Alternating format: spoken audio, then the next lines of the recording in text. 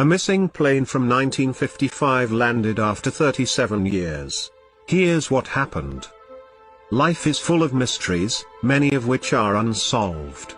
And then some baffling mysteries seem to defy the laws of physics, space, and time. Mysteries like Area 51, the Bermuda Triangle, the Great Sphinx of Giza, and the Stonehenge are only to name a few. All of these wonders fascinate people even today and keep giving us a myriad of conspiracy theories. There are a few other lesser-known mysteries too. This story is about one such mystery that left everyone confused and struggling for answers. The story of the Pan Am Flight 914 has been a matter of intrigue to many people across the planet. Pan Am Flight 914 was a Douglas DC-4 that took off from New York City on July 2, 1955. It carried 57 passengers and 6 crew members, and it was headed for Miami, Florida. For a short while, the flight appeared to proceed normally. It was expected to land in Miami within a couple of hours. But during the flight, something happened that seemingly changed the lives of everyone on the plane. Without any communication, Pan Am Flight 914 disappeared from the radar, and the control room lost contact with the plane. It was as if the aircraft had disappeared into thin air. Authorities went into a frenzy to locate the plane. They assumed that something had gone wrong and the plane had collapsed. Despite many attempts to trace the whereabouts of the plane, nothing could be found. No wreckage was located around the area, and no bodies were found. After months of investigation, authorities concluded that the plane was lost in the sea. The airline compensated the families of the passengers for their loss. The case was assumed closed. But 37 years later, everything changed. On 21st of May 1992, the plane would be found again. A mysterious aircraft suddenly started showing up on the radar at Caracas, Venezuela. An air traffic controller then received a contact signal from the mystery plane. The pilot was voicing his concerns to the tower, shouting, "Where are we?" He continued, "We are Pan Am Airways Flight 914 from New York to Miami with a crew of 6 and 57 passengers." This unbelievable communication stunned the controllers at Caracas.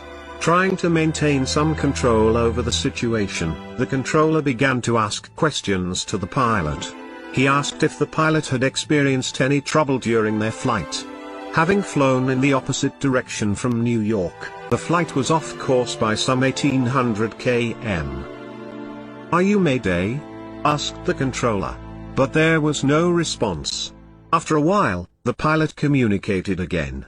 He said that they were scheduled to land in Miami on July 2, 1955, at 9:55 a.m. Then, he started saying that something wasn't right with the view in front of him. The controller broke the news to the pilot as calmly as he could. "This is Caracas International Airport. The date is May 21, 1992. The pilot thought it was some kind of a joke but began breathing rapidly. The controller asked the pilot to remain calm. As the plane prepared to land, the ground handlers could now clearly see the plane. They couldn't believe what they saw. The aircraft was an outdated model. They could see screaming passengers with their faces pressed up against the windows. The ground crew directed the flight to land. Security guards prepared to help the distraught passengers. As they approached the plane, the pilot shouted at them, "No. Do not come near. We are leaving now." The pilot then turned the plane towards the nearest runway. He hastily dropped something out of the window before preparing to fly again, a calendar. He took off, leaving a stunt crew behind. Hours later, the plane landed at its original destination, Miami. The calendar and the tower tapes were reportedly seized by the authorities and were never made public.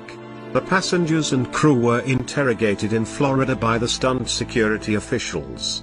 There were so many questions that seemed to have no plausible answers. Not one of them had aged a day in these 37 years. Officials wondered how the plane had managed to operate for so long. But the internet resorted to all kinds of theories that are still making the rounds. It became a hot topic on forums with UFO and time travel enthusiasts. The most popular and widely believed theory is that the plane had passed through some kind of time portal or wormhole. But nobody knows how exactly wormholes or time portals might work. What had only been a few hours for the flight members had been 37 years for the rest of the world. The story gained widespread coverage on the internet. Many people even presented their theories backed by what they claimed to be solid evidence. But as much as the theorists wanted the story to be true, it was what it was, a story. It dates to a story first published in 1985 by the Weekly World News, a tabloid that specialized in concocted stories. It was the only tabloid to write about this incident in 3 separate stories. All the stories had a few inconsistencies in terms of the dates and time. The air traffic controller was identified in 2 different photographs. There will always be people who believe otherwise, and they still insist that there is some substance behind the whole thing, which has been kept hidden from us. But as tantalizing as it may sound to many of us, the story just seems to be an elaborate fabrication.